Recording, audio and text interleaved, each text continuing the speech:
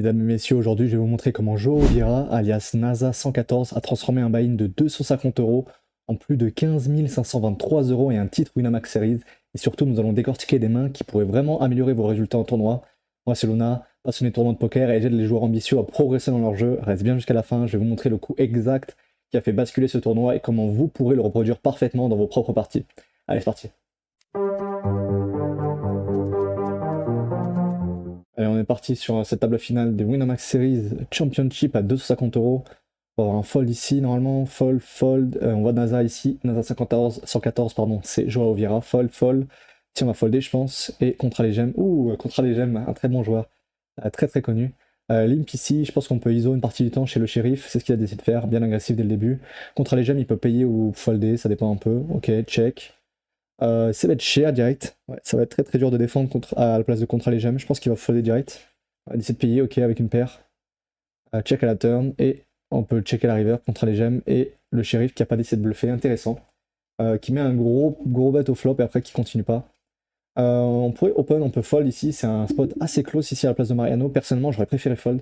Parce qu'on open sur un virage ultra chiant. Ici, on a un bouton large, SB large et big blind qui nous couvre. Je pense que j'aurais foldé. Ici, il a décidé d'open, intéressant. Et ça, c'est la main 2. Ça, c'est une des premières mains qui a été analysée par Lekera. Qui c'est Lekera? C'est un expert de cet outil ici, HRC, qui te permet de savoir exactement qu'est-ce qui se passe au préflop. Tu sais ce qu'il a fait? Alors là, on est cut-off, on est hijack. On va aller se mettre... il a analysé le spot. On va voir ce qu'on doit faire ici. Hijack, qu'est-ce qu'il doit raise ici? Et on voit qu'il doit être quand même très très tight.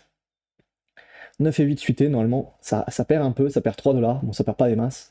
Mais bon, si on estime que le SB et le Big Blind bouton surtout sont très agressifs et que la Big Blind se défend bien, alors il faut éviter de prendre ces spots-là, ça va être assez perdant, ou en tout cas ça peut être perdant. Ok, c'est super intéressant ce spot-là, on va avancer. Fold, open ici tout le temps, je pense. Ok. Et on peut 3 bet chez Vinsco, on peut folder, j'aime bien les deux. Et là, Shocking Boy, je pense qu'il va juste payer. La range de Mariano, elle fait vraiment pas plaisir. Small, et on va fold, très bien. Fold. Ouais, open tranquillou là du shérif. Et fold, et ça, je pense, NASA, il a une petite décision, il peut payer. Je pense que vu son niveau, il va payer. Ouais, check. C'est bête standard ici, on peut check raise ou fold, je pense que c'est plutôt folder. Ouais, il a décidé de folder direct. Et tu sais quoi, on va. Un autre spot qui a été analysé par le boss Lekera.